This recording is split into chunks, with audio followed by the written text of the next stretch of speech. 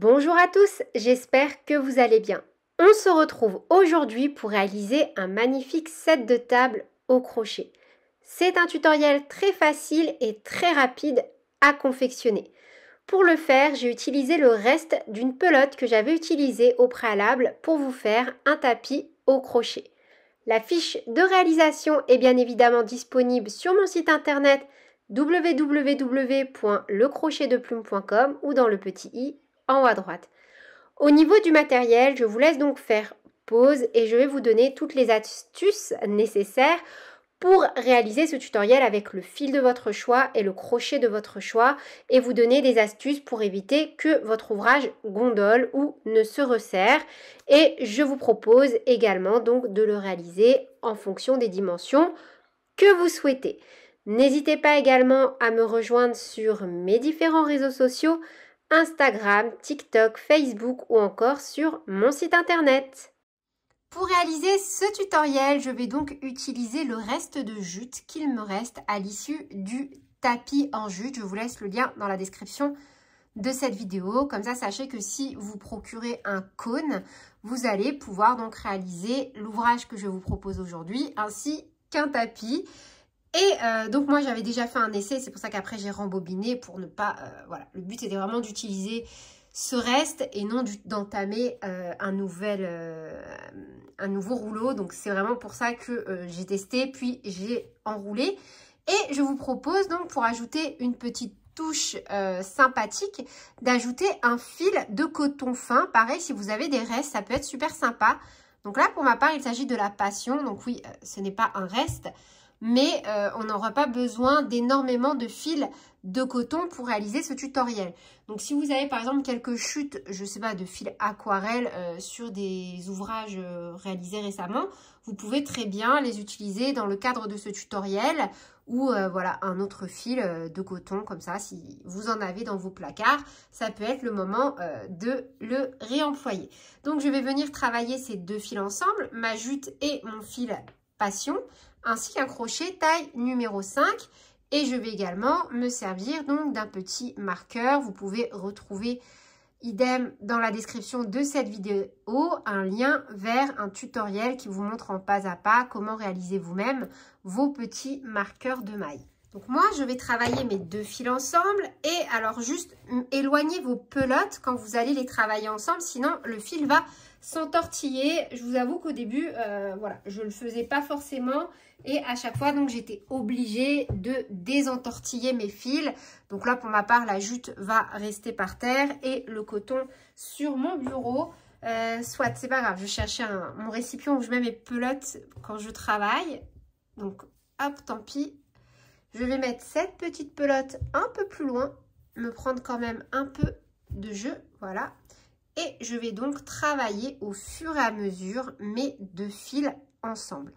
Donc, on va commencer par réaliser 3 mailles en l'air.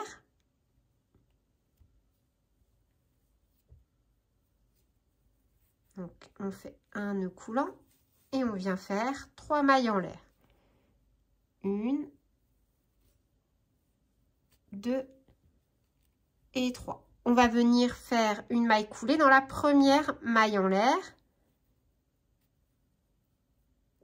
Comme ceci. Et on va donc travailler au centre du petit cercle qui s'est créé. Alors, petit spoiler. Mais maintenant, vous le savez, à chaque fois, je vous renvoie sur la vidéo comment et pourquoi faire un échantillon. Si, lorsque vous allez réaliser cet ouvrage, comme pour les boîtes, votre ouvrage se resserre, vous voyez que ça n'est pas plat, pas de panique, vous faites tout pareil, sauf que vous augmentez d'une demi-taille de crochet et au fur et à mesure, jusqu'à ce que votre ouvrage reste bien plat. À l'inverse, lorsque vous allez faire cet ouvrage, si vous voyez que ça gondole, procédé inverse, on va retirer par 0,5 à chaque fois d'une taille, par exemple 4,5, 4, jusqu'à avoir quelque chose de bien plat. Donc là, c'est juste pour vous dire que si ça gondole ou que ça se resserre trop, pas de souci, on change simplement la taille de crochet. Donc, une fois qu'on a notre petit anneau, on va venir piquer au milieu et on va venir faire une première maille serrée. Et comme on travaille en spirale, on va venir la marquer. Donc moi, je double mon fil. Vous n'êtes pas obligé. Moi, je le double. C'est parce qu'en fait, c'est une déco pour aller dans mon salon. Voilà, je vous prépare des petites vidéos un peu différentes. Et j'avais envie de créer un petit univers un peu cocooning avec ce petit ouvrage. Donc, la première maille serrée est marquée. Et on vient au total en faire 8. Donc, on en a déjà fait une. Et j'en profite pour cacher mes fils. 2,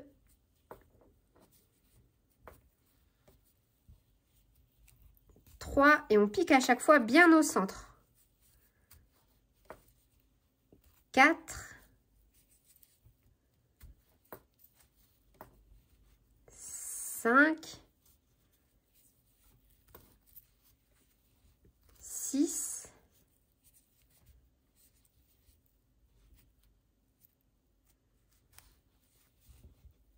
7,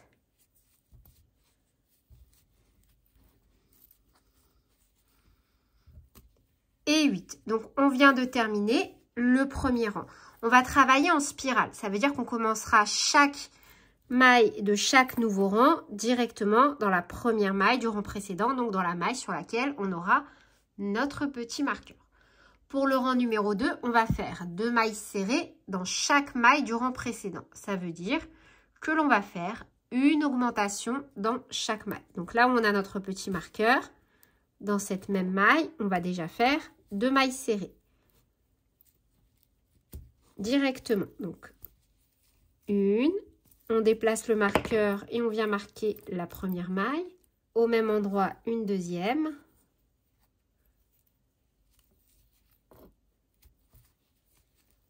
Et on fait ça donc dans chaque maille. Donc, 2 mailles serrées dans chaque maille du rang précédent pour un total donc de 16 mailles.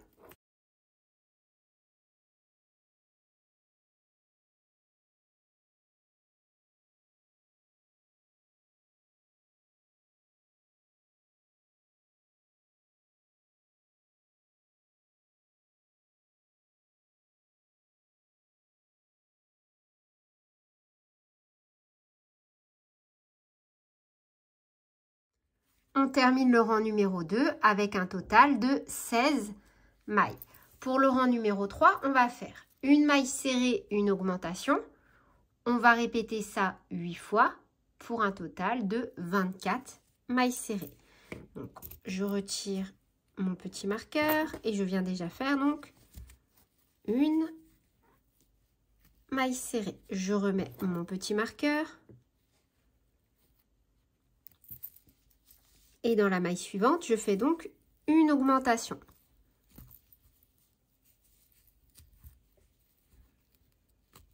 Et on va répéter ça sur tout le tour. Une maille serrée. Une augmentation. Une maille serrée. Une augmentation.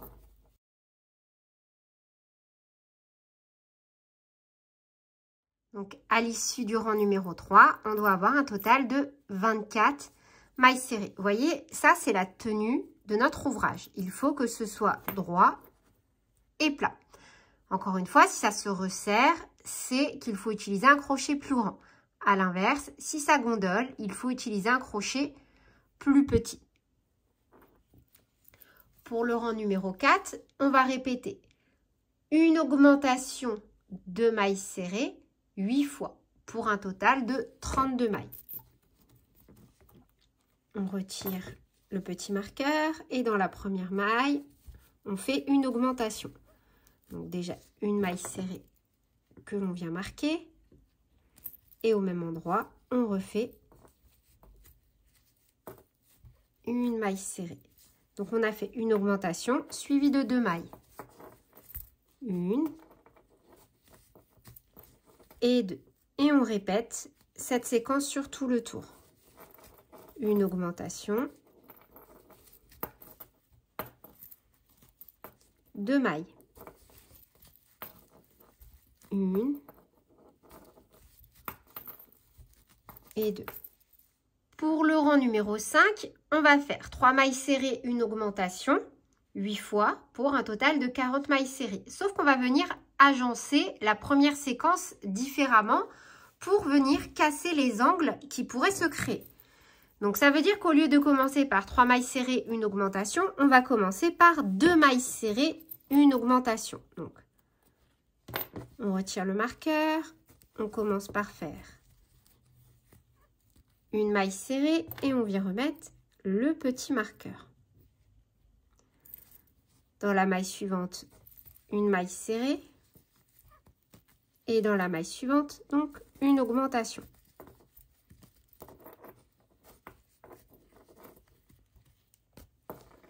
Voyez, et la dernière maille serrée, on viendra la faire à la fin. Là, on va terminer le rang numéro 5 par une maille serrée.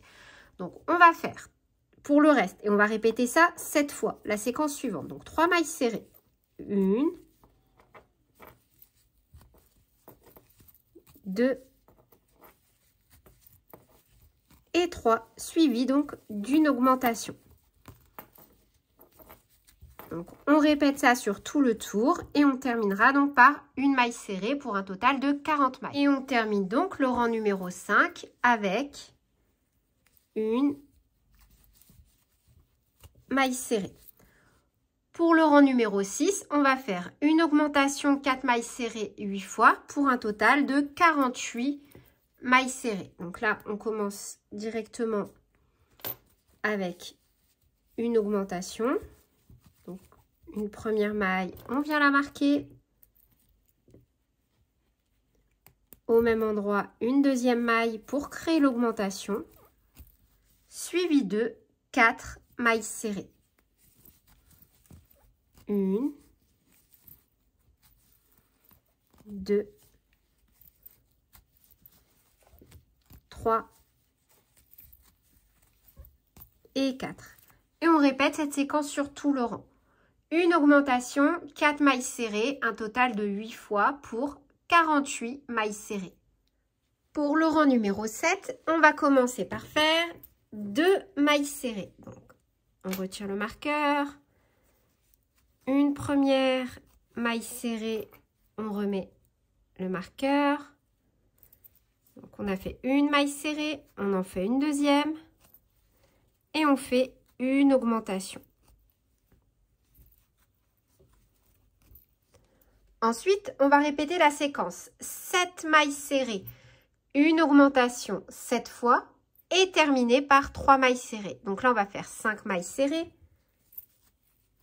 1, 2, 3, 4, 5, suivi d'une augmentation. Et on répète cette séquence au total 7 fois. Donc là, on l'a déjà fait une fois. Et on termine donc le rang numéro 7 par 3 mailles serrées. 1, 2 et 3. Pour le rang numéro 8, on va faire 6 mailles serrées, une augmentation x 8 pour un total de 64 mailles serrées. Donc, on répète la séquence suivante. 6 mailles serrées, une augmentation. Et on fait ça 8 fois. À la fin de notre rang numéro 8, on doit avoir un total de 64 mailles serrées. Pour le rang numéro 9, on va faire 2 mailles serrées. Donc, hop. Une maille serrée, on met le petit marqueur. Une deuxième maille serrée. Une augmentation.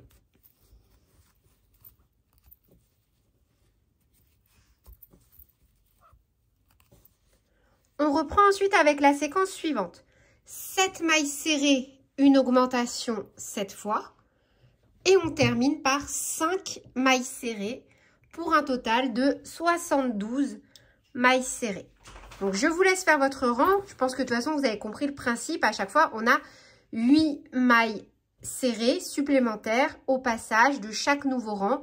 On fait juste en sorte de venir mettre les augmentations à des endroits différents afin de maintenir cette forme circulaire. Pour le rang numéro 10, on va faire 8 mailles serrées, une augmentation et on va répéter cette séquence 8 fois pour un total de 80 mailles.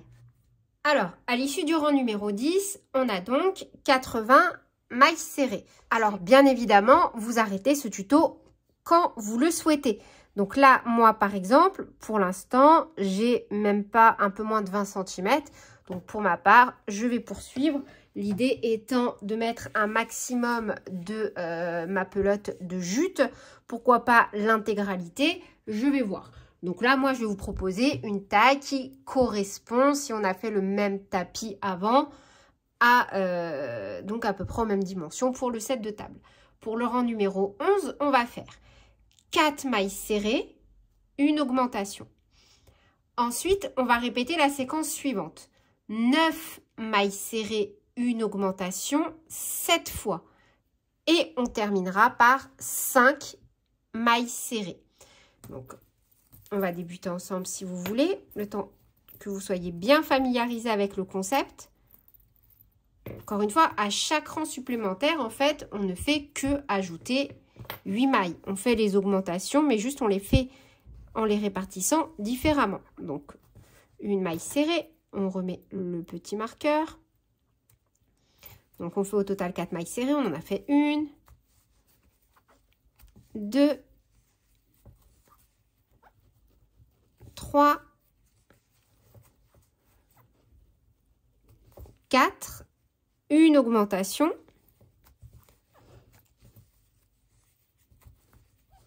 Et on repart donc avec la séquence 9 mailles serrées, une augmentation 7 fois. Et on terminera avec 5 mailles serrées. Pour le rang numéro 12, on va faire 10 mailles serrées, une augmentation. Et on va répéter ça un total de 8 fois pour 96 mailles serrées. Voilà l'issue du rang numéro 12. Donc pour ma part, je poursuis. Il me reste de la jute. Je vais vraiment essayer d'aller au bout de mon rouleau. Pour le rang numéro 13, je vous propose 5 mailles serrées, une augmentation. Suivi de la séquence suivante, 11 mailles serrées, une augmentation fois 7. Et on termine par 6 mailles serrées pour un total de 104 mailles à l'issue de ce rang numéro 13. Pour le rang numéro 14, je vous propose 12 mailles serrées, une augmentation fois 8 pour un total de 112 mailles serrées. Vous voyez, encore une fois, posé à plat, il ne gondole pas, il ne se resserre pas. C'est vraiment l'aspect que doit avoir votre ouvrage. Pour le rang suivant, je vais partir sur 8 mailles serrées, une augmentation. Suivi de 13 mailles serrées, une augmentation fois 7.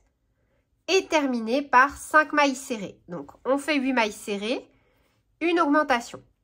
Ensuite, on répète la séquence. 13 mailles serrées, une augmentation 7 fois. Il nous reste 5 mailles. On fait 5 mailles serrées.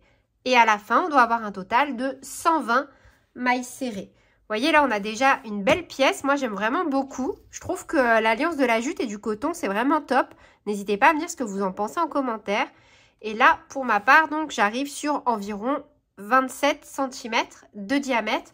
Ça commence à être top.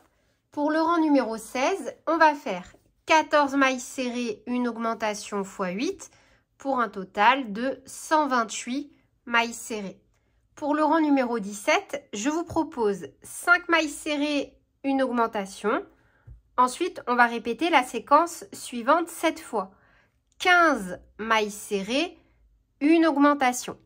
Et on terminera par 10 mailles serrées. À l'issue du rang numéro 17, on doit avoir un total de 136 mailles serrées. Et là, du coup, à l'issue de mon rang numéro 16, j'ai un total d'environ 30 cm. Après, encore une fois, bien évidemment, vous vous arrêtez où vous voulez. Voilà le résultat à l'issue du rang numéro 17. Donc, je vous montre également ce qu'il me reste. Voilà, mais j'ai atteint en fait les dimensions que je souhaite, moi, pour la décoration, en fait, que je souhaite mener à bien. Donc je me suis dit que c'est pas grave, j'allais me servir du reste de la jute pour venir réaliser des petits cache-pots. Là, pour ma part, je suis sur, alors, tac, hop, sur 31,5 cm. Donc, je vais venir faire un dernier tour. Je vais prendre un crochet taille numéro 6 pour deux raisons. La première, c'est que ça commence à gondoler. Donc, vous voyez, quand c'est le cas, on change de crochet. Alors, moi, je fais l'inverse. Je ne passe pas à une taille inférieure parce qu'en fait, je vais venir simplement réaliser des mailles serrées. Je ne vais plus faire d'augmentation. Là, comme je me suis arrêtée à 136 mailles, je prends un crochet taille numéro 6, donc d'une taille supérieure, mais c'est parce que je vais faire un tour sans faire aucune augmentation et je vais terminer dans les dernières par des mailles coulées. Donc, hop, je retire mon petit marqueur et hop, je fais ma première maille serrée et je fais donc une maille serrée dans chaque maille du rang précédent et dans les dernières mailles je viendrai réaliser des mailles coulées. Dans mes 3 dernières mailles je vais venir faire 3 mailles coulées, 1, 2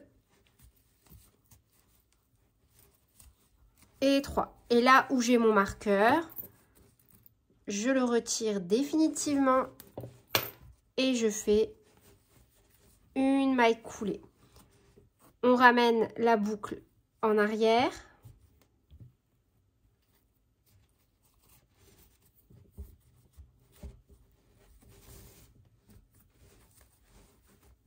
Une maille en l'air et on coupe.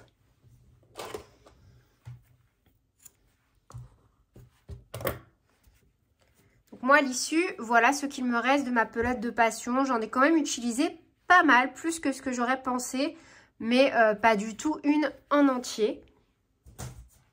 Donc, on ressort. Hop. Là, je viendrai ensuite cacher mon fil. Pour ma part, voilà pour mon résultat final. Donc, moi, personnellement, je vais venir faire un petit blocage pour vraiment venir aplatir au maximum mes petits bords comme ceci.